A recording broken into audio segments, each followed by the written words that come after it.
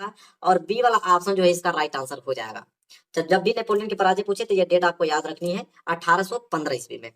इसके बाद अगर हम बात करें तीसरा प्रश्न, देखो तीसरा प्रश्न है महात्मा गांधी जो थे वो दक्षिण अफ्रीका से वापस कब लौटे थे? तो महात्मा गांधी जो थे दक्षिण अफ्रीका से भारत लौटे थे सन 1915 ईस्वी में, और बी वाला जो ये ऑप्शन है इसका राइट आंसर होगा। ठीक है, 1915 ईस्वी में। आगे अगर हम बात करें तो very very most important question ये है चौरी चौरा कांड। चौरी चौरा कांड कब हुआ था? तो चौरी चौरा कांड जो हुआ था 1922 ईस्वी में हुआ था, और सी वाला ऑप्शन जो है इसका राइट आंसर हो जाएगा आपका। चलिए 4 क्वेश्चन हमने कराया, आगे बहुत सारे क्वेश्चन मैंने सभी मोस्ट इंपोर्टेंट क्वेश्चन लेकर आया हूं जो कि आपके एग्जाम में 70 में 70 नंबर बिल्कुल पक्का कराएगा। बस आपको इन क्वेश्चन को तैयार करके जाना है। पांचवा प्रश्न यह है कि संयुक्त राष्ट्रीय संघ की स्थापना कब हुई थी?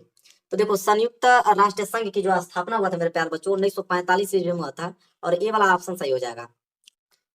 और क्वेश्चन नंबर 6 जैसा देख पा रहे हो, क्वेश्चन नंबर 6 है कि कपास की खेती के लिए कौन सी मृदा उपयुक्त है? तो देखो कपास की खेती के लिए कौन सी मृदा? काली मृदा। काली मृदा जो है कपास की खेती के लिए बहुत अच्छी मानी जाती है, और ए वाला ऑप्शन इसका राइट आंसर होगा।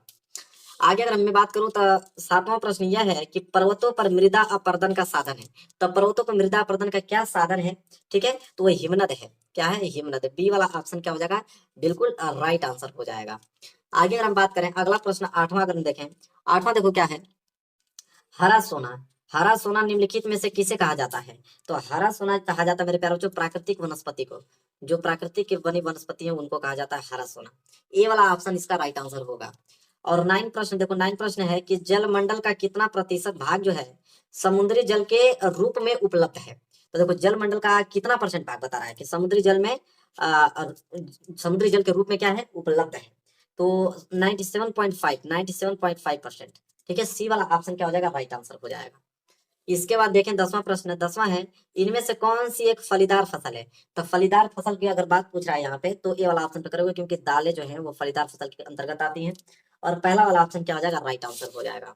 इसके बाद अगर हम बात करें 11वां प्रश्न, तो 11वां प्रश्न देखिए क्या है, निम्नलिखित में से कौन सा ऊर्जा का परंपरागत स्रोत है? तो ऊर्जा का परंपरागत स्रोत कौन सा इन चारों ऑप्शन में से? तो वह है आपका कोयला। बी वाला ऑप्शन क्या है? बिल्कुल राइट आंसर हो जाएगा कोयला। इसके बाद 12वां प्रश्न जो है 12वां है एंथ्रेसाइट का संबंध किस खनिज से है? तो देखो एंथ्रेसाइट का जो संबंध मेरे प्यारे बच्चों है वो आप लोगों का कोयला से है। किससे? कोयला से। डी वाला ऑप्शन जो है आप लोगों का बिल्कुल राइट आंसर हो जाएगा। तो जब भी एंथ्रेसाइट वाला क्वेश्चन वेरी मोस्ट इंपोर्टेंट है, हर साल आपके एग्जाम में आता है, तो इस बार भी देखने को मिलेगा, तो इस क्वेश्चन को आपको बिल्कुल तैयार रखना है। तो एंथ्रेसाइट का संबंध कोयला से, ये बात आप जरूर याद रखना है इस क्वेश्चन को। 13वां प्रश्न की अगर हम बात करें तो 13वां प्रश्न है कि निम्नलिखित में से कौन सा एक आधारभूत उद्योग है? तो आधारभूत उद्योग इन चार ऑप्शन में से कौन सा है? तो वह आपका लव और इस्पात। कौन? लव और इस्पात। तो सी वाला ऑप्शन जो है करेक्ट आंसर हो जाएगा। आगे अगर हम बढ़े और अगला प्रश्न अगर हम देखें तो प्रश्न नंबर 14 जो है वह है कि श्रीलंका में निम्नलिखित में से कौन सा बहुसंख्यक वर्ग है? ये वाला प्रश्न बहुत इंपॉर्टेंट है, अभी 2023 में कई शिफ्ट में ये क्वेश्चन पूछा गया था।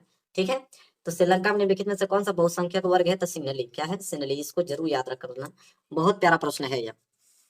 इसके बाद अगर हम बात करें अगला प्रश्न है 15 प्रश्न है कि निम्नलिखित में से कौन सा संघीय सूची का विषय है? तो देखो संघीय सूची का विषय कौन है इसमें से? तो रक्षा। कौन? रक्षा। पहला वाला ऑप्शन क्या हो जाएगा? राइट आंसर हो जाएगा 15 का।